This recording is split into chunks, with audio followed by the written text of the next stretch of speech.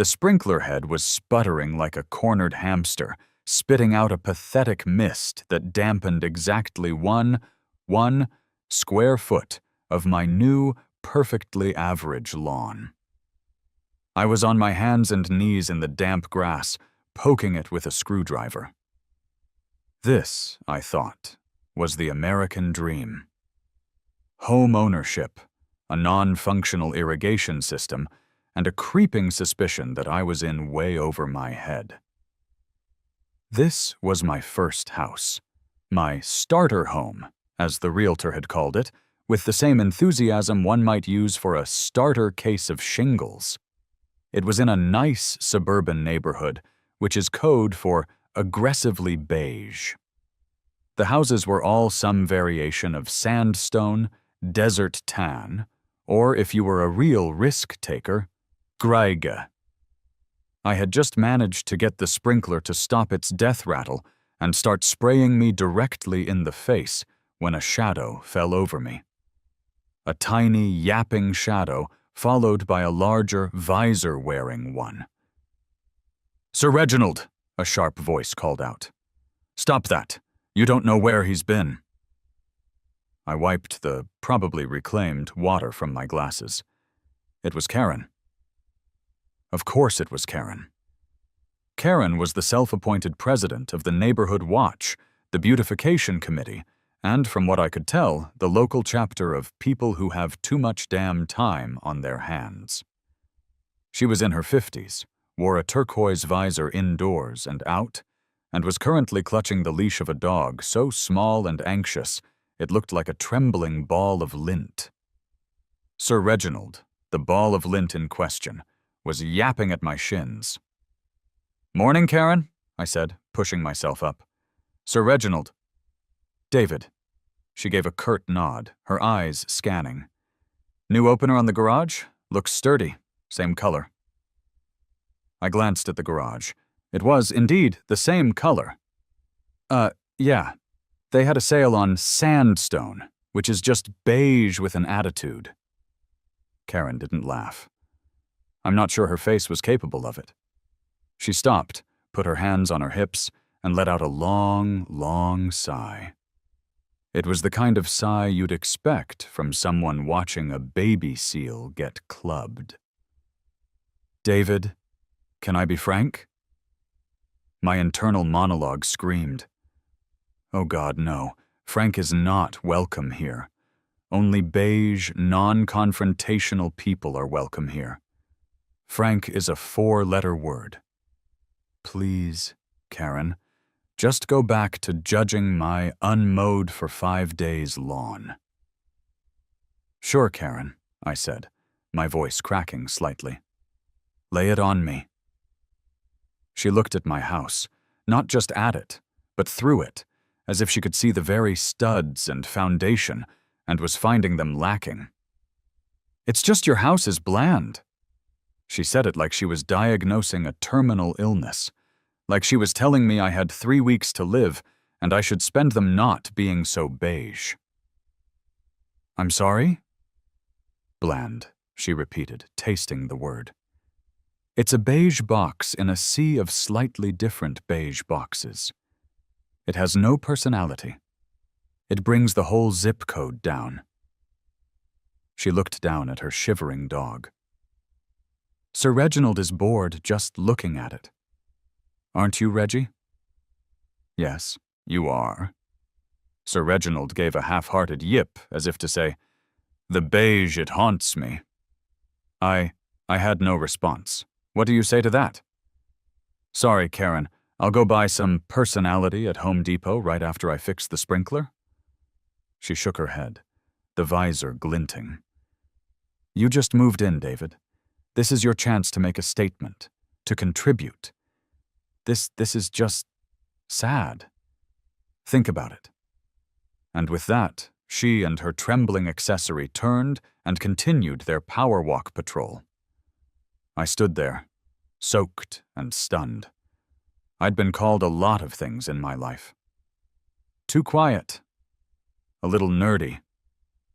My ex-girlfriend, Sarah, in our final talk, had said I was too comfortable which I think was just a polite way of saying bland. But house bland? Brings the whole zip code down bland? Her comment stung. It wasn't just a critique. It was an accusation. And the worst part? She was right. I walked inside. My beige carpet welcomed me into my beige hallway, which was lit by a beige lampshade. My beige toaster sat on my beige laminate countertop. I looked at my couch. It was oatmeal. My walls were eggshell. My life was a symphony of non-committal neutrals. I'd bought the house right after the breakup. Sarah had taken the well. She'd taken the one colorful thing we owned, a bright red KitchenAid mixer. The rest was all mine, all this beige. My anxiety, a familiar humming engine, kicked into high gear. I spiraled. Was I bland? Was my entire life a monument to sandstone? I was a data analyst. I spent my days making spreadsheets make sense. I drove a silver sedan. I liked IKEA furniture, and my sex life had been efficient, missionary style only. Oh my God, Karen was right. I was bland. My house was just the physical manifestation of my beige, empty soul. That night, I didn't make my sensible chicken breast and steamed broccoli. I ordered a pizza with everything on it and drank 3 IPAs, one right after the other. Fueled by spite and a growing, bubbling panic, I sat at my beige computer. I typed, "How to make house less bland" into Google. The results were bland. Add a colorful welcome mat. Paint your front door a bold navy blue. Consider a tasteful window box. I could hear Karen laughing. A window box, David? How daring! I kept digging. I drank 2 more IPAs. I was getting angry. Angry at Karen, angry at Sarah, angry at the guy who sold me sandstone paint. I scrolled past landscaping and siding. I clicked on modern architecture. Too expensive. Exterior design. Too boring. And then I saw it. Street art murals. I clicked a link. It was an anonymous portfolio. No names, just pictures. And the art, oh, the art. It was wild. It was huge, vibrant, and alive. Buildings weren't just painted. They were transformed. They had personality. It was the absolute polar opposite of beige. It was the opposite of me. My fingers, sticky with pizza grease, hovered over the mouse. This was insane. This was HOA suicide. This was perfect. I clicked the Contact tab. The next morning, I woke up with a pounding headache and a screen full of wow. The Street Art Murals website was still glowing on my monitor. The rational beige part of my brain screamed, no. This was a nice neighborhood. You didn't just do that.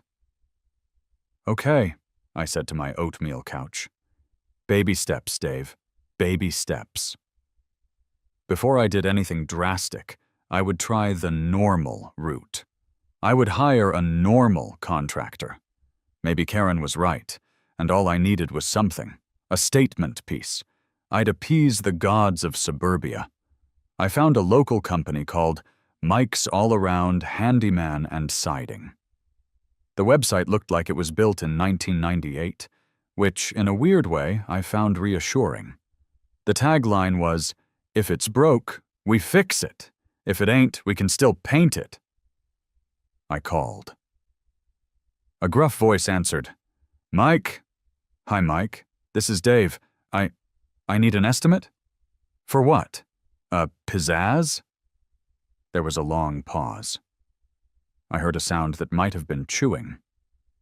"You need an estimate for pizzazz?" "Exterior pizzazz," I clarified, my voice squeaking. "For my house, to make it less bland. Another longer pause. Right. Bland. I'm on Juniper Street right now. I can be at your place in 20. What's the address? 20 minutes later, a Ford F-250 that looked like it had personally survived a war pulled up. A large man got out. He smelled like sawdust, chewing tobacco, and bacon. It was Mike. He had a clipboard and a pencil behind his ear. "All right, Chief," he said, not offering a handshake. "This the bland one?" "This is it," I said. Mike stood on the sidewalk, chewing, and just looked. "Yep, it's beige, all right. What's your budget?" "I don't know," I said, nervously. "I'm just exploring options. I want to, add some pizzazz." Mike sighed, the sigh of a man who has been asked to quantify the unquantifiable. "Pizzazz? Yeah, make it pop. Give it some personality?" Mike flipped to a clean page on his clipboard. "Right. Personality. We got options?" He walked me to his truck and pulled out a heavy laminated binder that looked like it had been run over. He flipped it open. "We got vinyl siding. This forest green is popular. Real popular." "It's nice," I said. "But, right, not pizzazzy enough?" He flipped a page. "We got colonial blue. We got barn red. Very red." "I think I'm thinking bolder." "Bolder?" He nodded, chewing. "Right, we can do stone veneer. Faux stone. Looks real from a real long way off." "No, not stone," I said, my frustration growing. "More artistic." Mike looked at me. He looked at the house. He looked at his chewing tobacco spit cup in his truck's console. "Artistic, right. You want one of them big ol' suns? Like a metal sun you nail to the wall? Got a buddy over in Tempe, makes them out of saw blades, real shiny." My internal monologue was having a meltdown. This man is trying to sell me a live, laugh, love sign the size of a Toyota. This is not pizzazz. This is the opposite of pizzazz. This is beige with a sun. "No suns, Mike." "Right, no suns." He was losing patience. "Look, Chief, you want artistic, you get a painter. You want siding, you get me. I can paint your trim. That's a thing." "Paint the trim?" "Yeah, we could do sassy white." "You mean off-white?" "No, this one's sassy. It's got more, tude." I was defeated. The consultation was a disaster. "How much?" I whispered. For the sassy trim?" Mike did some math on his clipboard, his pencil scratching. "We got a prep, prime, 2 coats for the whole house trim, only I could do it for $8,000. $8,000 to paint my trim sassy white. I'll think about it, Mike. I gotta mull this." "You mull it, Chief." Mike got back in his truck, the suspension groaning. "You want sassy? You call me. Otherwise, it's just white." He drove off, leaving a small cloud of bacon sawdust-smelling exhaust. I went back inside. $8,000 for trim. Karen and her bland comment had now cost me an afternoon of my life and a consultation with a man who wanted to sell me a metal sun. I sat back down at my computer, defeated. I looked at the sassy white quote. I looked at the street art mural portfolio. The art was so not sassy. It was loud. It was defiant. It was glorious. This time, I didn't just look. I found the contact form. My spite from the night before returned, now with a healthy dose of anti-contractor rage. I cracked my knuckles. I was done with sassy white. I was done with sandstone. I was done with Karen. I typed a single, fateful message. I have a 2-story canvas in the suburbs, and a neighbor I need to give a mild to severe aesthetic-based aneurysm to. Are you available? I hit send before the beige anxiety could stop me. I didn't expect a reply. I figured it would go into the void, like a message in a bottle thrown into the great, beige ocean of the internet. My phone buzzed 10 minutes later. An email. From an address that was just a string of numbers. The subject line was, the canvas. The body was short and cryptic. Aneurysms are a valid artistic motivator. Coffee, noon. The crooked spoon. Come alone. My blood ran cold. Come alone? What was this? A spy movie? A drug deal? Was I about to get my kidneys harvested by a street artist? The crooked spoon wasn't even in my nice part of town. It was downtown, in the artsy district, the place where people wore scarves in the summer. I spent the entire next morning in a state of low-grade panic. I told myself I wouldn't go. It was stupid. It was dangerous. I should just call Mike and what? Haggle him down to $7,500 for the sassy trim? At 11:45 a.m., I was in my silver sedan, parked 3 blocks away from the crooked spoon, trying to get up the nerve to go in. You can do this, Dave. You're not bland. You're aneurysm motivator guy. That's a thing. I walked in. The place smelled like burnt coffee and patchouli. The indie music was too loud. I was, by a factor of about 30, the most beige person in the room. I scanned for I don't know what I was expecting. A guy in a hoodie, covered in paint, looking shifty. Dave? I turned. A 20-something person was sitting in a corner booth sketching in a leather-bound notebook. They were sharp, tiny round glasses, black turtleneck, professionally distressed jeans. They looked less like a delinquent and more like they were about to give a TED Talk on, I don't know, the postmodern condition of lattes. Yeah, hi, I said. Are you?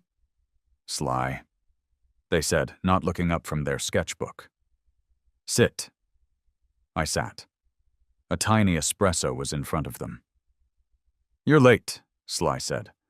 Sorry, traffic. There wasn't traffic. You were scared. It's fine. Sly finally looked up. Their eyes were piercing, analytic. They were scanning me like Karen scanned my house. The canvas. Describe its emotional state. I was completely lost. I'm sorry. My house? Sly sighed, a deep, exasperated sound. The house, man. The canvas. What's its vibe? Is it depressed? Is it repressed? Is it screaming into a beige void? I think it's screaming into a beige void. Yeah, definitely that. Sly nodded, satisfied, and went back to sketching. Good. We can work with that. The aneurysm neighbor, what's her poison? Metaphors. What's her metaphorical poison? Is she a control freak? A conformity warden? She's the president of the beautification committee, I said. Oh, that's rich. A small smile played on Sly's lips. A beautification committee. Fantastic. That's dialogue. We're going to have a dialogue with the inherent conformity of the suburban landscape. Great. A dialogue, I stammered. So what's the plan? The plan. Sly took a sip of espresso. The plan is art, Dave. The plan is I show up, I interrogate the space, and I liberate your canvas. My fee is $3,000 and total creative freedom. 3,000, I swallowed. That was significantly less than the sassy trim. And total creative freedom? Total. But like my HOA. I don't do HOAs, Dave. No, I know, it's just, can you not use any swear words? Or like pictures of skulls? Or I don't know anything satanic? Sly looked at me, deadpan. This isn't anarchy, Dave. This is art. I'm not here to deface your house. I'm here to liberate it. Do you want liberation, or do you want a metal sun? How did they know about the sun? Liberation, I said, my voice a little stronger. Definitely liberation.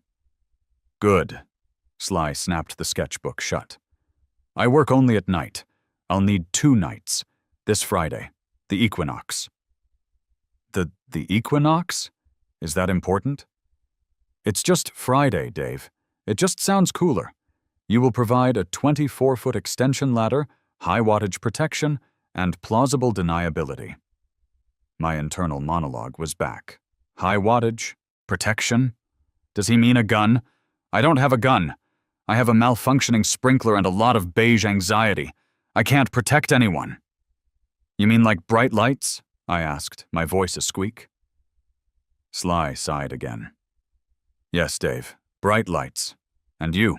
You are the protection from discourse. If anyone discourses with me, you will handle the discourse. You mean if Karen shows up? Precisely. You are the discourse handler. Now my fee. Half up front in cash, half on completion. I had not brought cash. I'd brought a debit card and a lot of anxiety. I have to go to a bank. You do, Sly said, already packing up their bag. Be ready, Dave. We're going to make something beautiful and mildly traumatizing for Kay Henderson. Sly was gone. They hadn't even finished their espresso.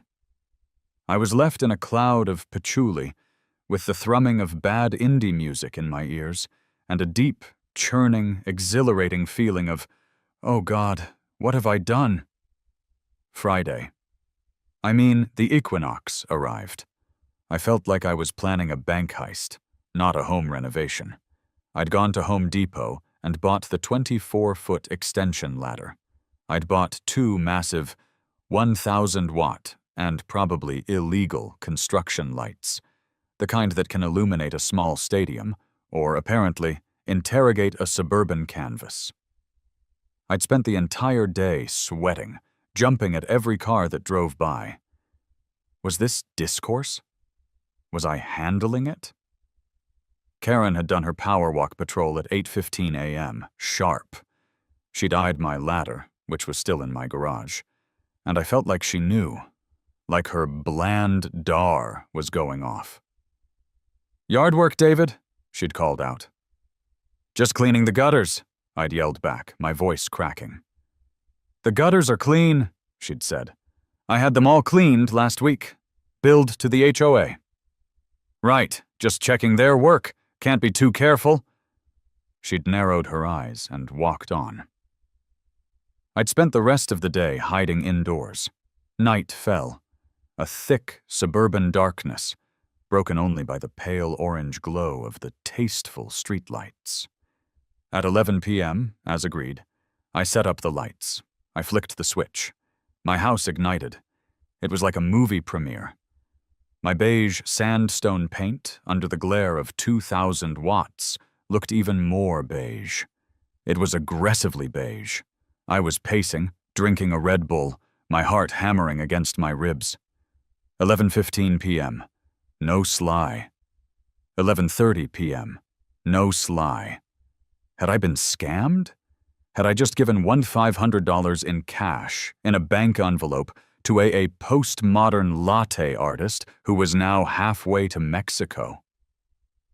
At 11:45 p.m., a car rolled up, its headlights off. It wasn't a graffiti van. It was a pristine, silent, white Toyota Prius. Sly got out, dressed in black overalls, a black hoodie, and a high-tech respirator. They looked like a ninja who also recycled. The lights are good, Sly said, their voice slightly muffled. Good wattage. Where's the ladder? For the next 30 minutes, we set up. Sly was a machine.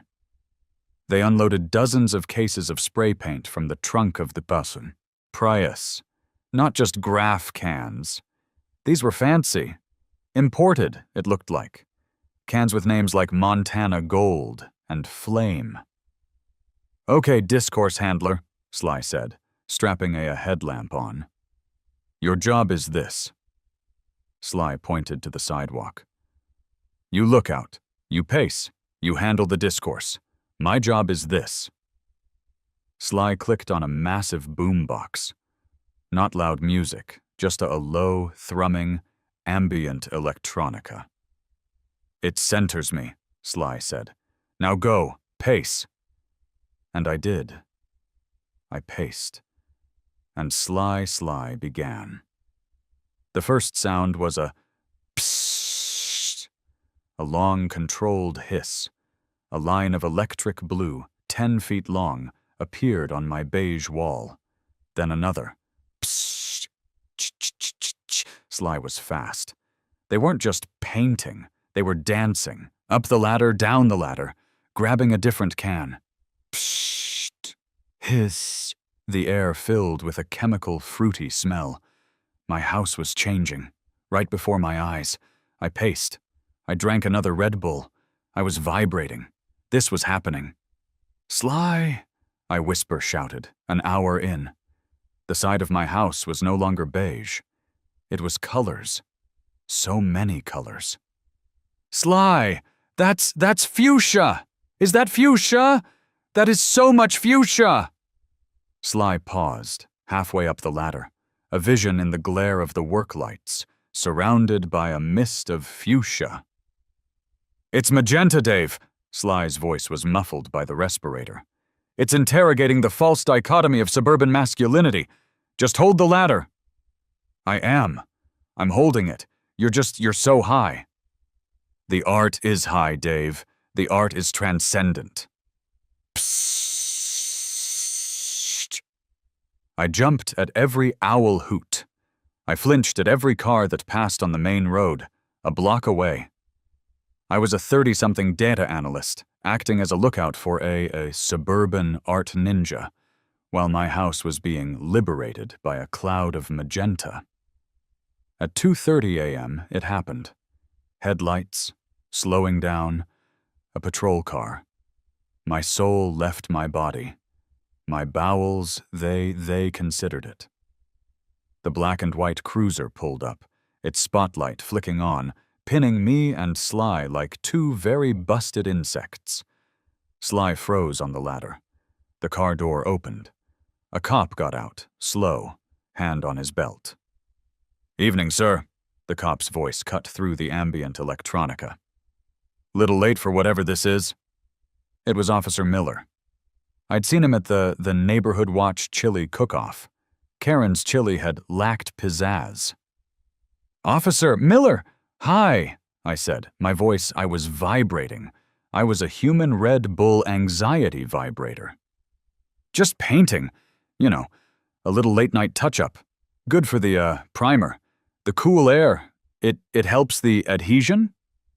Officer Miller, a man who looked like he had seen everything and was so tired of all of it, shined his massive flashlight up at Sly. Sly, frozen, was posing. "With spray paint?" Miller asked, his voice flat. And then Sly spoke, in their art voice. It was booming. "I'm a licensed and bonded contractor, officer," Sly shouted down. "This is a commissioned public art installation, sanctioned under Utah Municipal Beautification Code 41B, as in beautiful." I what? My internal monologue was, he's baffling them with bullshit. It's working. Officer Miller shined the light away from Sly and onto me. I was blinded. This is your house?" Miller asked. "It is," I squeaked, shielding my eyes. "It's my beige screaming into the void house, sir. And you're paying him to do this." I looked at the house. It was glorious. It was insane. It was so much magenta. "I am," I said, finding a spine. "He's very in demand. He's liberating my canvas." Officer Miller pinched the bridge of his nose. He let out a sigh that rivaled Karen's, a sigh that said, "I don't get paid enough for this art discourse." "Right," Miller said. "Well, your neighbor, Mrs. Henderson Karen, reported suspicious hissing and a chemical smell. She thought you had a meth lab." "Nope," I said, a little too loud. "Just magenta, lots and lots of magenta, and, azure blue and canary yellow." Miller looked at the house. He looked at me, vibrating, holding a can of Red Bull. He looked at Sly, who had actually gone back to painting. "Right," Miller said. He clicked his flashlight off. "Just try to keep the hissing down, and the magenta, and the ambient electronica. Some of us are sleeping." "Yes, sir. Thank you, sir." Officer Miller got back in his car. He sat there for a long, long, long minute. Then he just drove away. I handled the discourse. I had a small heart attack. I fist-pumped. Sly shouted down, "That was legit, discourse handler. You handled it. Now back to work.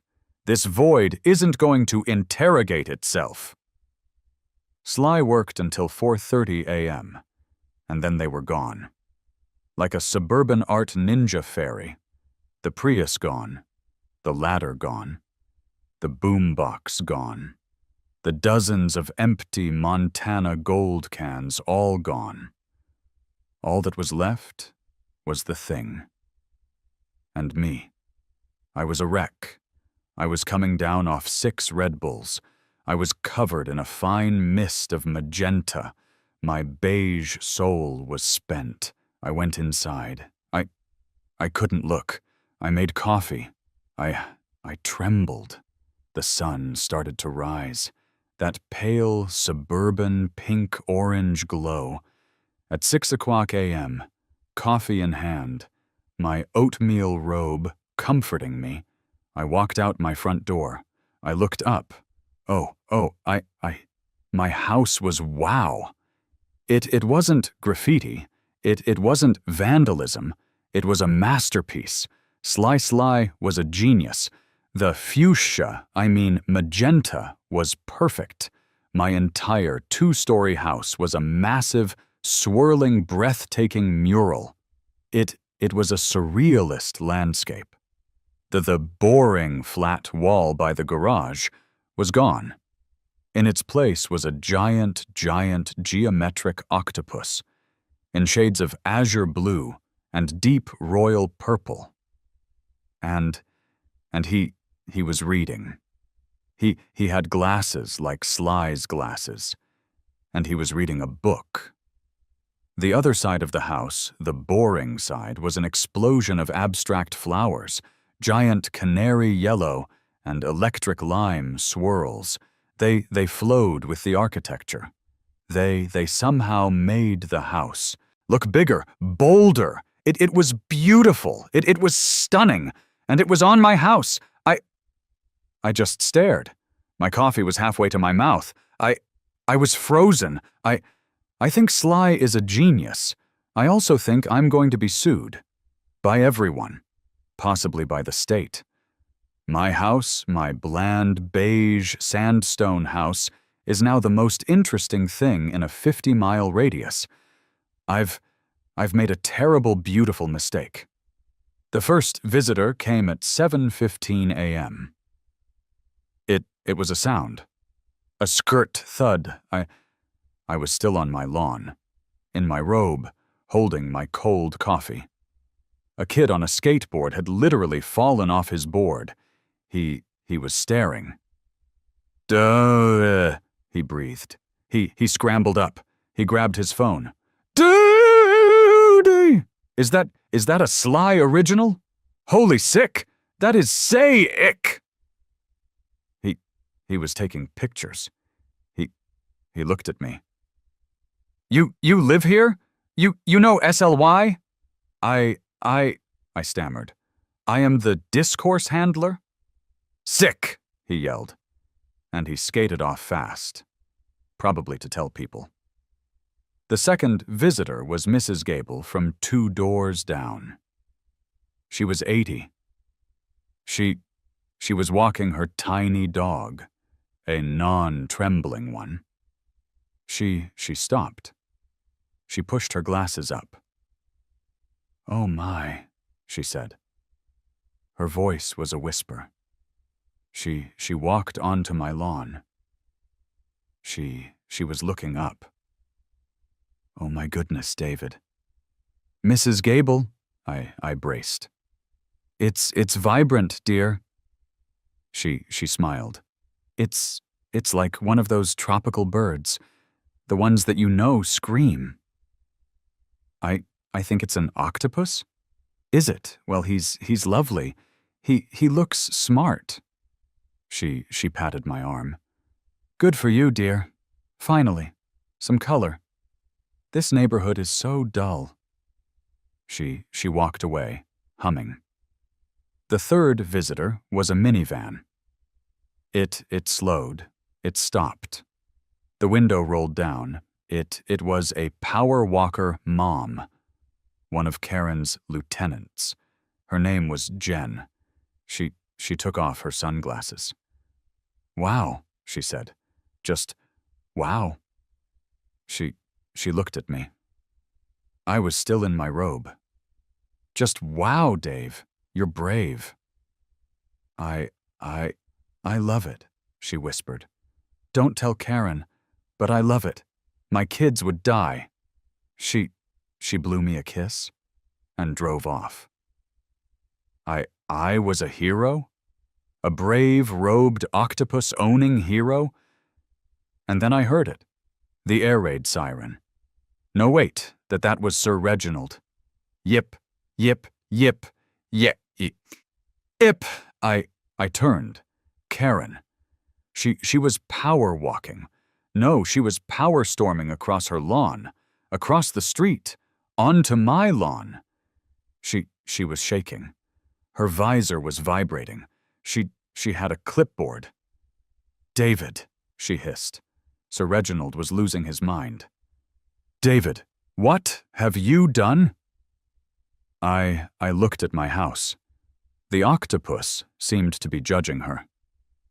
I looked at Karen, and a strange calm washed over me. The Red Bull anxiety was gone. I had a sly original. I had handled the discourse with Officer Miller. I could handle this. I took a sip of my cold coffee. "Good morning, Karen," I said. My voice was even. "Coffee?" "Don't good morning me," she screeched. This vandalism, this visual, pollution, this is in direct violation of HOA bylaw 14C, exterior paint and finishes." She was tapping her clipboard. "Actually, Karen," I said, I had actually read the bylaws last night, while pacing. "Actually, Karen, I read the bylaws. Bylaw 14C specifically refers to paint chips and color palettes submitted to the committee. This isn't paint." Karen stared. "It's covered in paint." "No," I said. This is a large-scale mixed media art installation. It's art. It's exempt. It's graffiti," she shouted. I smiled. A real smile. "You said my house was bland, Karen. Does it look bland now?" Her mouth opened and closed. She sputtered. She was speechless. I am calling the city," she finally shrieked. "I am calling the police again. This will not stand." She stormed off. Sir Reginald was literally dragged behind her, his tiny legs scrambling. I watched them go. I saluted the octopus. "I think we handled that discourse," I said. I smiled. The ceasefire lasted 2 days. 2 glorious days. My house became a landmark. The skateboard kid, his name was Tyler, brought his friends. They just sat on the sidewalk and admired it. Mrs. Gable brought me a pie. Apple. It was delicious. Jen, the power walker mom, drove by 6 times. I counted. Karen. Karen was plotting. I could feel it. On Wednesday it happened. An official-looking white truck pulled up. It said, City Code Enforcement. Oh, God. My stomach dropped. This was it. The city. She actually called the city. I was done. I was going to have to paint over the octopus. I was going to have to pay a fine. I walked outside. A man got out of the truck.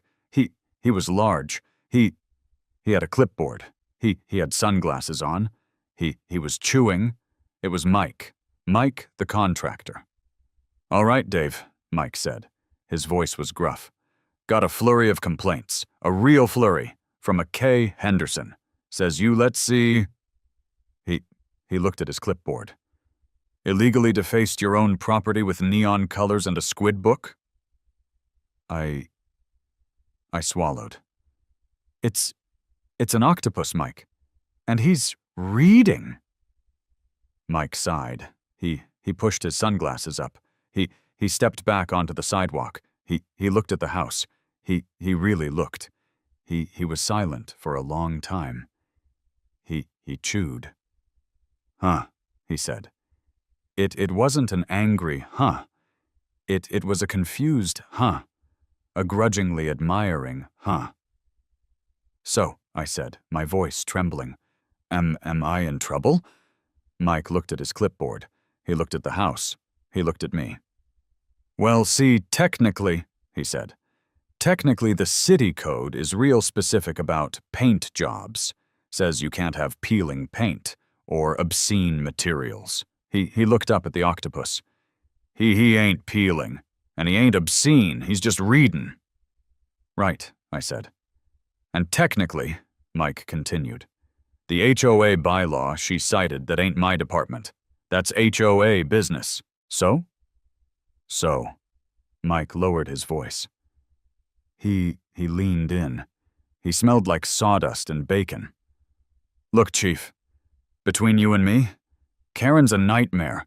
She called code enforcement last week 'cause a leaf from my truck blew onto her driveway. A leaf. No. Yeah. So this..." He gestured at the house. This is glorious. My kid, my son, he'd love this. He loves squid." "Octopuses," I whispered. "Right. Them too." "So what do we do?" Mike smiled. A slow smile. "Well, see the city, we got a public art initiative. Trying to beautify the suburbs. Make 'em less bland." He said the word. You're kidding," I said. "Nope. So I'll just mark this as pending artistic review by the City Beautification Council." "That's a real thing?" "Oh yeah. And that council, they meet once every 2 years. And their backlog is real long. So this review, that'll put it in committee for, about 6 to 8 years. He scribbled on his clipboard. "So officially," he said, his voice loud again, "you are required to maintain this installation in its current condition. No peeling, no fading. Got it, Chief?" He winked. He tore off a sheet. It was a notice of pending review. "Nice pizzazz, Chief," he said, handing it to me. Real pizzazzy." He got back in his truck. I watched him drive away. I looked at the notice. I looked at the octopus. I was a hero. A bureaucratically protected hero. The showdown happened that weekend. Karen called an emergency HOA meeting. On her lawn, which was aggressively manicured and beige. She had everything. She had a projector, a beige one. She had printouts of the bylaws. She had beige folding chairs. She was ready for war. I showed up. I I brought my notice of pending review. I had laminated it. About 20 neighbors were there. Mrs. Gable, Jen, the power walker mom, Tyler, the skateboard kid who was somehow there. Karen started. "Thank you all for coming," she began. Her voice was tight. "We are here because of this." She clicked her projector. A giant picture of my house appeared on her garage door. "This abomination!" She went on a rant. It was epic. "This is a gateway," she shouted. "A gateway to anarchy, a gateway to urban decay, to loud music and skateboards." Tyler whisper yelled, "Sick." This affects our property values. It makes us look uncared for. It is not what the creek at Beige Willow Estates is about," she breathed. "Now I am proposing an emergency fine of $5,000 on Mr. David Bland, no more Bland and House owner, and a lien on his property until he repaints it a sanctioned color." She glared at me. The neighborhood was silent. I stood up. I cleared my throat. "Actually, Karen." "Sit down, David. It is not your turn." But something different happened. Mrs. Gable stood up, slowly. "Actually, Karen," she said, her voice thin but strong. I rather like it. It's the first interesting thing that's happened on this street since, well, ever." Karen stared. "Mrs. Gable, you don't understand the bylaws." Then Jen, power walker mom, stood up. "I like it too," she said. "My kids love it. They insisted I drive them by yesterday. They're calling it the Octopus House. And my son Aiden, he asked me to take him to the library to get a book about octopuses. He hates reading, Karen. He loves the house." But the anarchy," Karen sputtered. "It's legit, yo," Tyler chimed in. "It's like culture. It's way better than all this beige." Karen looked at her beige army. They were turning. They were murmuring. They liked the octopus? But property values," she screeched. I held up my laminated sheet. "Actually, Karen," I said, "it's pending artistic review by the City Beautification Council. It's official. It's art." Karen's defeat was total. Her face went white. A sassy white, perhaps. She sputtered. She sat down. The emergency meeting was over. 1 month later, I am on my lawn. I am grilling. Burgers, not beige chicken. A small tourist bus. Okay, it's a van with Art Tours R Us on the side, is slowly driving by. My house is a landmark. It's on a tour. I wave. They wave back. Jen, power walker mom, comes out of my house. Yeah, my house. "Hey," she says. "Burgers ready?" "Almost," I say. She thought my bravery was really hot. Her words, we are dating. So yeah, my house is loud. It's bright. It's got a giant reading cephalopod on the side of it. And you know what? I kind of love it. Karen? Karen still crosses the street to avoid it. She put her house up for sale. It hasn't sold. Maybe it's too bland. Sir Reginald, on the other hand? I saw him admiring the octopus the other day. He was wagging his tail. I think he's a fan. My house isn't bland anymore, and maybe, just maybe, neither am I. Now, if you'll excuse me, I'm late for a date. We're going, I don't know, spray painting a bridge? Kidding. We're just going to get coffee. But this time I'm ordering the one with the pizzazz.